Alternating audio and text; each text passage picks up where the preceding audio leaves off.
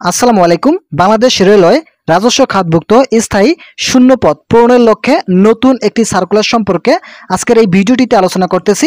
এই সার্কুলারে আবেদন করতে হলে কোন কোন পদের জন্য কি রকম শিক্ষাগত যোগ্যতা থাকবে এবং বয়সের ক্ষেত্রে সকল বিষয় নিয়ে আলোচনা করার শুরুতে এখনও যারা আমাদের এই চ্যানেলের নতুন সদস্য আছেন তারা সাবস্ক্রাইব করে পাশে থাকা বেল আইকনটি অল করে দিন, যাতে আমাদের এই চ্যানেল থেকে সকল ধরনের সরকারি চাকরির খবর সবসময় সবার আগে পেতে পারেন।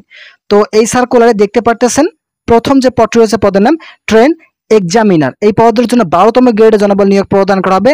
এই পদের জন্য আবেদন করতে হলে কোনো স্বীকৃত বিশ্ববিদ্যালয়তে যে কোনো বিষয়ে ন্যূনতম দ্বিতীয় শ্রেণী বা সমমানের সিজিপিএতে স্নাতক বা সমমানের ডিগ্রি পাস থাকতে হবে। বাংলাদেশের সকল জেলা থেকে আবেদন করার সুযোগ থাকছে। দ্বিতীয় নম্বর যে পদটি রয়েছে পদের নাম ট্রেন কন্ট্রোলার।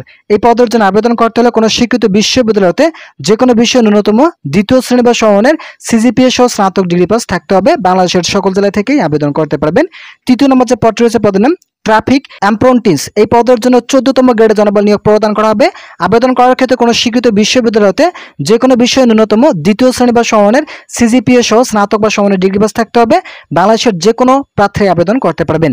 ভিডিওটি চলাকালীন সময় এখনো যারা আমাদের এই চ্যানেলের নতুন সদস্য আছেন তারা সাবস্ক্রাইব করে পাশে থাকা বেল আইকনটি অল করে দিন। তো চতুর্থ নম্বর যে পদ রয়েছে পদের নাম ট্রেন অ্যাপ্রেন্টিস। এই পদের জন্য শুধুমাত্র এসএসসি পাস থাকলে আবেদন করার সুযোগ থাকছে।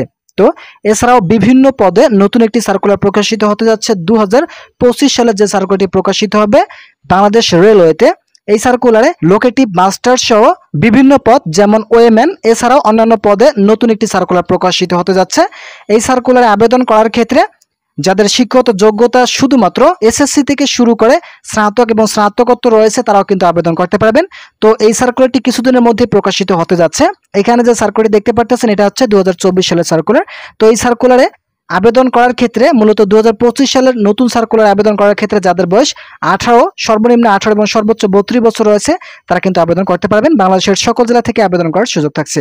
তো যারা এই সার্কুলারটি পেতে ইচ্ছুক তারা অবশ্যই আমাদের এই চ্যানেলটি সাবস্ক্রাইব করে পাশে থাকা বেল আইকনটি অল করে দিন, কেননা কিছুদিনের মধ্যে এই সার্কুলারটি প্রকাশিত হতে যাচ্ছে। তো বন্ধুরা, আজকের এই ভিডিওটি পর্যন্ত। ভালো থাকুন, সুস্থ থাকুন।